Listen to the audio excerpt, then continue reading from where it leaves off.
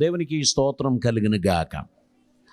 ఈరోజు దేవుని సన్నిధికి విచ్చేసి దేవుని ఆరాధించుచున్న, ఆరాధనలో పాలు పొందుచున్న ప్రతి ఒక్కరికి ప్రభు పేరట వందనాలు తెలియపరుస్తున్నా. మనమందరం కలిసి దేవుని స్తుతించడానికి, ఆయన నామమును కీర్తించడానికి పరిశుద్ధాత్మ దేవుడు మనకు అనుగ్రహించిన ఈ శ్రేష్టమైన సమయం కొరకు మనం దేవునికి స్తోత్రం చెల్లిద్దాం. గొప్ప దేవుడు తన సన్నిధిని మనకు దయచేసినందుకు మనం ఆయనకు వందనాలు చెల్లిద్దాం. ఆయన మాత్రం స్తుతికి పాత్రుడు, ఆయన మాత్రం ఆరాధనకి యోగ్యుడు, ఆయన మాత్రం పునరుత్థానుడు. మరణమును జయించిన జయశాలి అయిన మన ప్రభుని మనం ఆరాధించడానికి మరొక పునరుత్థాన దినమును దేవుడు మనకు దయచేసినందుకు మనమందరం కలిసి దేవునికి స్తోత్రం చెల్లిద్దాం. హల్లెలూయా. ఈ ఉదయకాల సమయం ప్రభుని పాద సన్నిధిలో మన హృదయాలను సమర్పిద్దాం. నమ్మదగిన దేవుని సన్నిధి అనుభవించడానికి దేవుడు తన కృప ద్వారా మన అందరినీ నడిపించి దీవించుచున్నందుకు నేను దేవునికి స్తోత్రం చెల్లిస్తున్నాం. 119వ కీర్తన మనం ధ్యానించడానికి ప్రారంభం చేస్తున్నాం. ఇందులో ఆరంభ వచనాలలో దేవుని ధర్మశాస్త్రమును గురించి, దానిని గైకొనవలసినటువంటి అవసరతను గురించి, ఆయన మార్గములో నడవాల్సినటువంటి విషయమును గురించి, జాగ్రత్తగా ఆయన ఆజ్ఞలను గైకొనవలసిన అవసరతను గురించి, ఆయన కట్టడలను విధులను అన్నిటినీ పాటించవలసిన అవసరతను గురించి తెలియపరిచిన తర్వాత దాని 10వ వచనంలోనికి వచ్చినప్పుడు, నా పూర్ణ హృదయముతో నేను నిన్ను వెతికి ఉన్నాను, నన్ను నీ ఆజ్ఞలను విడిచి తిరగనీయకుము, నీ ఎదుట నేను పాపము చేయకుండా ఉండునట్లు నా హృదయములో నీ వాక్యము ఉంచుకొని ఉన్నాను. ఇక్కడ ఒక నిర్మలమైన ప్రార్థన, యథార్థత కలిగిన హృదయముతో ఒక భక్తుడు దేవునికి తెలియపరిచిన మాట మనం చూస్తున్నాం. మనం అందరం ప్రార్థన చేసేవాళ్ళం, ప్రార్థించే వారితో ఏకీభవించే వాళ్ళం. ఒకరు పబ్లిక్గా లేక గట్టిగా ప్రార్థన చేస్తూ ఉంటే మనం వాటికి, వారి పలుకుచున్న మాటలకు మనం ఆమెన్ అని అంటూ ఉంటాం. ఆమెన్ అనగా అది అలాగనే జరుగునుగాక. మనము ఆ ప్రార్థనతో ఏకీభవిస్తూ ఉంటాం. వారు అనేక విషయాల గురించి మాట్లాడతారు. కొన్నిసార్లు మనం బహిర్గతంగా ఆమెన్ చెప్తాం, కొన్నిసార్లు మన మనసులో ఆమెన్ చెప్తాం. మనం ఆ ప్రార్థన శ్రద్ధగా వినిన ఎడల దానితో ఏకీభవించడానికి అనేక మాటలు అందులో ఉంటాయి. ఒక భక్తుడు మెకానికలీ ప్రార్థించడం, హృదయం అంతటితో ప్రార్థించడం రెండు వ్యత్యస్తమైన అనుభవాలు. పౌలు గారు చెప్పుచున్నారు, నేను ఆత్మలో ప్రార్థించదను, బుద్ధితో కూడా ప్రార్థించదను. పరిశుద్ధాత్మలో ప్రార్థించుచున్నప్పుడు నాకును నా దేవునికి మాత్రమే కనెక్షన్. నేను బుద్ధితో ప్రార్థించుచున్నప్పుడు నాతో కూడా ఉన్నటువంటి వారు వింటున్నారు అని నేను అది నా మనస్సులో ఉంచుకొని, వారు కూడా ఏకీభవించదగిన విషయాలు నేను ప్రార్థన చేస్తాను. వారిని కూడా కలుపుకుంటూ నేను ప్రార్థన చేస్తాను. వారు కూడా నా ప్రార్థనలో ఏకీభవించుచున్నారు అని గ్రహించి నేను ప్రార్థన చేస్తాను. అయితే ఈ ప్రార్థన నిర్మలమైనదిగా ఉన్నట్లయితే దేవుడు ప్రార్థనకు జవాబిస్తారు. దేవునికి స్తోత్రం. మనం ఏడిచే ఏడుపన్నిటికీ జవాబు రాదు. అనేక సార్లు మనం ఏడుస్తూ ఉంటాం, అనేక సార్లు మనము మన బాధలు, కంప్లైంట్స్ మనం చెప్తూ ఉంటాం. వాటన్నిటికీ జవాబు రావాలని లేదు. దేనికి జవాబు వస్తుంది?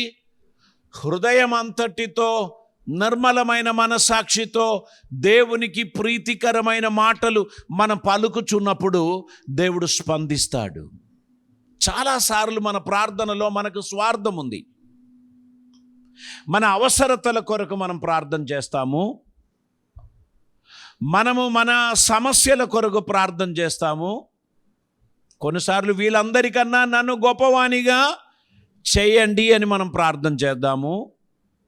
నాకు గుర్తింపు దొరకడం లేదు ప్రభువా, నన్ను గుర్తించు, అందరూ గుర్తించేటట్టు చేయండి అని మనం ప్రార్థన చేస్తాం. ప్రార్థన దేవుడు వినాలి అంటే డెలివరెన్స్ జరగాలి అంటే, విడుదల సంభవించాలంటే మన యాటిట్యూడ్ దేవునికి ప్రీతికరమైనదిగా ఉండాలి. స్వార్థముతో, గర్వముతో మనం చేసే ప్రార్థనలు దేవుడు అంగీకరించాడు. ఒక చిన్న ఎగ్జాంపుల్ నేను చెప్తాను. ఒక స్త్రీ లేబర్ పెయిన్తో హాస్పిటల్లో చేరారు. లేబర్ పెయిన్ అంటే ప్రసవ సమయంలో వచ్చే నొప్పి. అది పురుషులకు ఎవరికి తెలియదు. స్త్రీలు ఘోరంగా ఏడుస్తూ ఉంటారు. వారిని ఓదార్చడానికి, ఆదరించడానికి, ధైర్యపరచడానికి మనం ఎన్ని మాటలు చెప్పినా అదొక ఈ అలలు, సముద్రంలో అల ఉప్పొంగినట్లు వచ్చేటువంటి ఒక నొప్పి. ఆ నొప్పికి వారు పరిసరం మర్చిపోయి ఏడుస్తారు, అన్నీ మర్చిపోయి ఏడుస్తారు. ఆ ఏడుపు చూచి నర్సెస్, డాక్టర్స్ అందరూ పరిగెడుతూ వచ్చారు. లేబర్ రూమ్లోకి తీసుకుపోయారు. ఆ ఏడుపు చూస్తే ఇప్పుడు ప్రసవిస్తారు అని అనిపిస్తుంది. తీసుకొని పోయి డాక్టర్ గారు టెస్ట్ చేసిన తర్వాత ఒక మాట చెప్పారు, తల కిందికి రాలేదు అంటే దాని అర్థం దానికి ఒక పొజిషన్ ఉంది. డెలివరీ జరగడానికి ఒక పొజిషన్ కావాలి. ఆ పొజిషన్లోకి శిశువు రాలేదు గనక ఇంకా కొంతసేపు కూడా నువ్వు ఏడవాల్సి వస్తుంది. నేను చెప్తున్న మాట మీకు అర్థం అవుతుందా? Head should be down. When you pray you should down before the lord. ఆయన సన్నిధిలో నిన్ను తగ్గించుకున్నప్పుడు, నిన్ను నీవు సమర్పించుచున్నప్పుడు, దేవునికి నీ మాటలు అది సిన్సియర్గా అనిపించినప్పుడు దేవుడు ఇన్స్టంటేనియస్గా నీ ప్రాబ్లమ్స్ను సాల్వ్ చేస్తాడు. దేవునికి స్తోత్రం. అమ్మ ఏడుపు మీకు వినబడతలేదా అంటే డాక్టర్ చెప్తారు, there is another option, we will do caesarean, C section చేస్తాము, కత్తితో కోసి బిడ్డను తీసుకుంటారు. ఇప్పుడు చాలామందికి అదే ఇష్టం, ఎందుకంటే ఈ నొప్పి భరించడం ఇష్టం ఉండదు. హాస్పిటల్స్ వారికి కూడా అదే ఇష్టం, ఎందుకనగా రిస్క్ లేదు, జస్ట్ తీసి బేబీని, తల్లిని సంరక్షించవచ్చు. కొంత డబ్బు కూడా ఎక్కువగా వస్తాయి. అక్కడ 2 రకాలైన గుణాలు ఉన్నాయి గనక ఆమెను ఏడిపించడం ఎందుకు, కోసి సంరక్షించడం మంచిది అని చాలామంది అనుకుంటున్నారు. కానీ కొంతమంది డెడికేటెడ్ డాక్టర్స్ ఆ పని చేయకుండా కొంచెం కూడా ఆగుదాం అని చెప్పి దేవుని ప్రాసెస్ను అర్థం చేసుకున్న వారు, డబ్బు కాదు ముఖ్యం, నార్మల్ డెలివరీ జరిగితే ఆ స్త్రీ 3 రోజుల తర్వాత నార్మల్ లైఫ్లోకి వస్తారు. సిజేరియన్ చేసిన తర్వాత ఆమె కనీసం 1 నెల రోజులు, 2 నెలలు ఆమె రెస్ట్ తీసుకోవాల్సినటువంటి అవసరత వస్తుంది. మన జీవితంలో దేవుడు మన గురించి ఆశించేది, you should come down before the lord. మన అహం పక్కకు పెట్టాలి, మన గర్వం పక్కకు పెట్టాలి.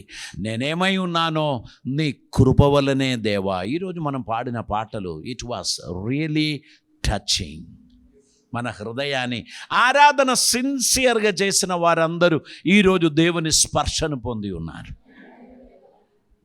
మీకు ఆరాధన యొక్క ఇంపార్టెన్స్ కొందరికి తెలియదు. ఎందుకు తెలుసా? అయ్యగారు వాక్యం మాట్లాడే ముందు మందిరానికి రావాలని ఆశించే కొంతమంది ఉన్నారు. They don't feel the presence of God. వారికి దేవుని స్పర్శ ఏంటో అనేది వారికి తెలియదు.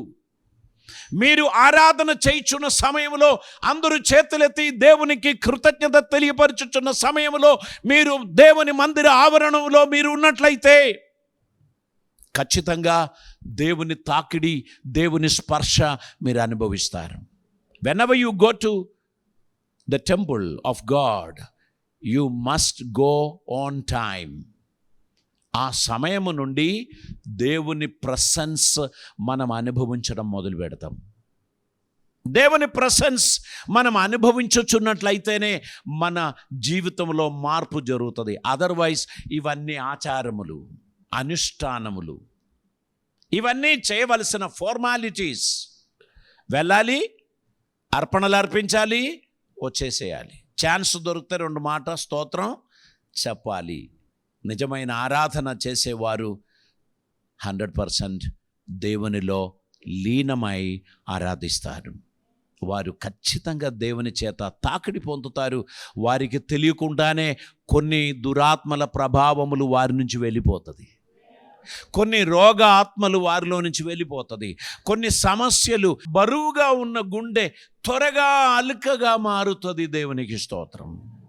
మన సహోదరులు ఒకరు నైట్ డ్యూటీకి తన ఆఫీస్కి వెళ్ళి నాకు ఫోన్ చేశారు.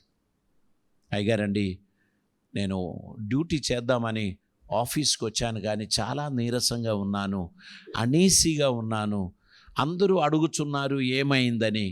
నిజంగా నేను చాలా సిక్ అయి ఉన్నాను, but I want to do my duty. ఒక మాట ప్రార్థన చేయండి. అతడు ఒక పోలీస్ ఆఫీసర్. నేను ఆయన కొరకు ప్రార్థన చేసిన మరుక్షణం నాకు ఫోన్ చేశారు. ఒక 10 నిమిషాలు అయి ఉండొచ్చు. అయ్యా, చెప్పలేనంత ఫ్రీ అయిపోయాను, దేవుడు నన్ను తాకాడు, నాలో నుండి ఏదో తొలగిపోయింది, నేను చాలా ఫ్రెష్ అయ్యాను అని ఆయన తెలియపరచడం జరిగింది. అదేనండి మీరు ఆరాధన చేస్తున్న సమయంలో దేవుడు చేసే కార్యం అది. మిమ్మను ఎవరు తాకాల్సిన అవసరం లేదు, ఆయన మిమ్మను తాకుతాడు. దేవునికి స్తోత్రం. ఆయన ప్రెసెన్స్ ఓ గాలిలాగా మీలో తాకి అలా వెళ్ళిపోవచ్చున్నప్పుడు ఒక చల్లని తనాన్ని మీరు అనుభవిస్తారు. ఆ బరువు ఆయన తీసేస్తాడు. ఓ పెద్ద మూట తీసుకొని వచ్చారు, కానీ ఆరాధన ముగించి కూర్చున్నప్పుడు అంత అలకగా అయిపోయినట్లు, ఆ మూట ఎవరో తీసుకొని పోయినట్టు అనిపిస్తుంది. అందుకేనండి వాక్యం వినే ముందు కనీసం అరగంట దేవుని పాడి ఆరాధించడం, ప్రార్థించడం అది మన జీవితంలో అవసరం. నెక్స్ట్ సండే నుండి మీలో ఎవ్వరు కూడా లేట్ కమర్స్ ఉండకూడదని నేను మిమ్మల్ని ప్రోత్సహించి చెప్పుచున్నాను. మనమందరము దేవుని తాకిడి, దేవుని స్పర్శ మనం అనుభవించి ఆయన వాక్యముతో నింపబడినప్పుడు ఒక నూతన సంతోషం, ఒక నూతన ఆనందం మన జీవితంలో కలగడానికి దేవుడు మనల్ని దర్శిస్తారు. దేవునికి స్తోత్రం. హల్లెలూయా. ఈరోజు నేను మందిరంలోనికి వచ్చినప్పుడు కొంతమంది ప్రార్థన చేస్తున్నారు, ఇంకా ఆరాధన స్టార్ట్ అవ్వలేదు. కొంతమంది ప్రార్థన చేస్తున్నారు. వారి ప్రార్థన నేను గమనించాను. ఆ ప్రార్థనలో ఎంతో సిన్సియారిటీ నాకు కనిపించింది. ఆ ప్రార్థనలో తండ్రి, ఈ స్థలములో అడుగుపెట్టబోచున్న ప్రతి ఒక్కరిని మీరు తాకండి, మీరు దర్శించండి, మా హృదయానికి కావలసిన సందేశం మీ సేవకుని నోటి నుంచి మాకు ఇవ్వండి అని ప్రార్థించే ప్రార్థన వినినప్పుడు నాకు అనిపించింది, ఈరోజు దేవుడు ఏదో ఒకటి చేస్తాడు. కనుక నేను మీకు చెప్తున్నాను, when we come with preparation, with gratitude, definitely God will touch us. ఆయన మన హృదయాన్ని నింపుతాడు, అద్భుతములు చేస్తాడు. ఆయన సన్నిధికి వచ్చేటువంటి వారు కృతజ్ఞతాపూర్వకంగా ఆయన సన్నిధికి రావాలి. సంతోషకరమైన సమర్పణ కలిగిన వారిగా ఆయన సన్నిధికి రావాలి. దేవునికి స్తోత్రం. మనలో ఆ సిన్సియారిటీ ప్రార్థనలో మాత్రమే కాదు, మరికొన్ని విషయాలలో కూడా మనకు ఆ సిన్సియారిటీ ఉండాల్సిన అవసరం ఉంది. ద్వితీయోపదేశ గ్రంథం 6వ అధ్యాయం 5వ వచనాన్ని మనం త్వరగా చదువుదామండి. నీ పూర్ణ హృదయముతోను, నీ పూర్ణ హృదయముతోను, నీ పూర్ణ ఆత్మతోను, నీ పూర్ణ ఆత్మతోను, నీ పూర్ణ శక్తితోను, నీ పూర్ణ శక్తితోను, నీ దేవుడైన యెహోవాను నీ దేవుడైన యెహోవాను ప్రేమింపవలెను. దేవుని ప్రేమించువారు ఎలా ప్రేమించాలి? ఐ లవ్ యూ లార్డ్ అని చెప్తే సరిపోతాయా? నో. ఇక్కడ దేవుడు మోషే ద్వారా ఇశ్రాయేలీయులకు సెలవిచ్చినప్పుడు మీ పూర్ణ హృదయముతోనూ, పూర్ణ ఆత్మతోనూ, పూర్ణ శక్తితోనూ నీ దేవుడైన యెహోవాను ప్రేమింపవలెను. దేవునికి స్తోత్రం. శుద్ధ హృదయం, పరమార్థత కలిగిన హృదయం, కంప్లీట్ సరెండర్ కలిగిన హృదయం, దేవునికి మొరపెట్టు వారిగా దేవుని సన్నిధిలో మనం ఉండాలి. మనం చదివిన 119వ కీర్తనలోకి మనం వద్దామండి. దాని 2వ వచనం ఒకసారి మనం చదువుదాం. ఆయన శాసనములను గాయకొనుచు పూర్ణ హృదయముతో ఆయనను వెతుకువారు ధన్యులు. పూర్ణ హృదయముతో దేవుని వెతకడం, పూర్ణ హృదయముతో దేవుని స్తుతించడం, పూర్ణ హృదయముతో ఆయనను అనుసరించడం. దేవుని సన్నిధిలో మాటలు విని ఇటు నుంచి వదిలేసి వెళ్ళిపోవడం కాదు, అది హృదయంలో పదిలం చేసి దానిని పాటించు వారందరూ ధన్యులు. దేవునికి స్తోత్రం. సామెతల గ్రంథం 3వ అధ్యాయం 5వ వచనాన్ని మనం చదువుతున్నప్పుడు మనకు సుపరిచితమైన వచనం. ఒకసారి చదువుదామండి. 3వ అధ్యాయం 5వ వచనం. మీ స్వబుద్ధిని ఆధారం చేసుకొనక నీ పూర్ణ హృదయముతో యెహోవాయందు నమ్మిక ఉంచుము. ఆయనను విశ్వసించువారు పూర్ణ హృదయముతో ఆయనను విశ్వసించాలి. దేవునికి స్తోత్రం. మనం సగం, దేవుడు సగం కదా. ఇంకా కొంతమందికి లోకం సగం, దేవుడు సగం. ప్రపంచ క్రైస్తవ సమాజంలో క్యాంబెల్ మోర్గన్ అనేటువంటి ఒక గొప్ప భక్తుడు ఉన్నాడు.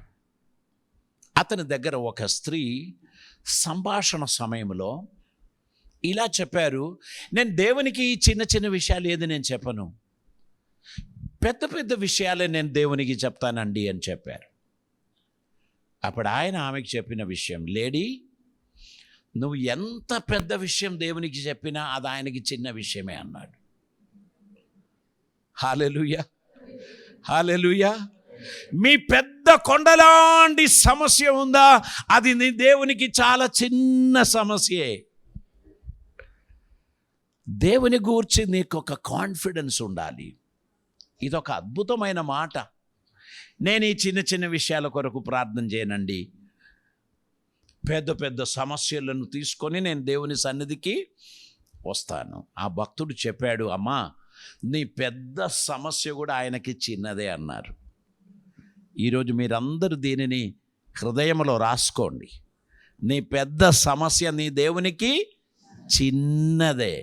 మీ పక్కన ఉన్న వ్యక్తి చెప్పండి, మీ పెద్ద సమస్య మన దేవునికి చిన్న సమస్యే. హల్లెలూయా. నీవు చెప్తున్నావు, ప్రభువా చాలా పెద్ద సమస్యల్లో ఉన్నాను. దేవుడు అంటాడు, బిడ్డ అంతకంటే పెద్ద సమస్యల్లో చాలామంది ఉన్నారు, నీ సమస్య చాలా చిన్నది. నువ్వు దేవునికి స్తోత్రం చెల్లించు. అందుకే పౌలు గారు చెబుతున్నారు, మీ ప్రతి అవసరములు కృతజ్ఞతాపూర్వకంగా దేవునికి తెలియపరచుటయే అవశ్యం. దేవునికి స్తోత్రం. దేవునికి తెలియపరచుచున్నప్పుడు అది కంప్లైంట్స్ లాగా, సనుగులు లాగా కాకూడదు, కానీ కృతజ్ఞతాపూర్వకంగా దేవునికి తెలియపరచాలి. దేవునికి స్తోత్రం. ఆయన మీ ప్రతి అవసరములు తీర్చి మిమ్మును ఆశీర్వదిస్తాడు.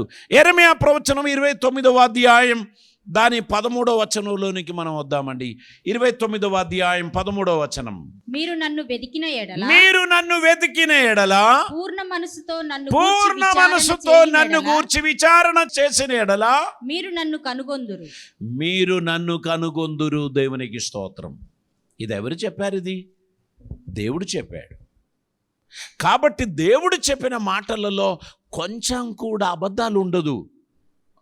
మీరు పూర్ణ హృదయముతో, సంపూర్ణ మనసుతో, వినయముతో, సాత్వికముతో దేవుని వెతికినప్పుడు ఆయన మీకు అవైలబుల్గా ఉంటాడు. మీరు ఓవర్ యాక్షన్ చేసి కోళర్ ఎగరేసి, దేవా ఈ సమస్య పరిహరిస్తావా అని అంటే, బహుశా వెయిట్ నానా, ఇంకా కొంచెం తల కిందికి రావాల్సిన అవసరం. Praise the lord.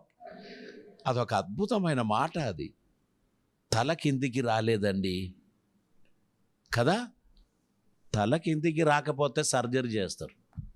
జుప్. తల కిందికి వస్తే నార్మల్గా జరుగుతుంది. హల్లెలూయా.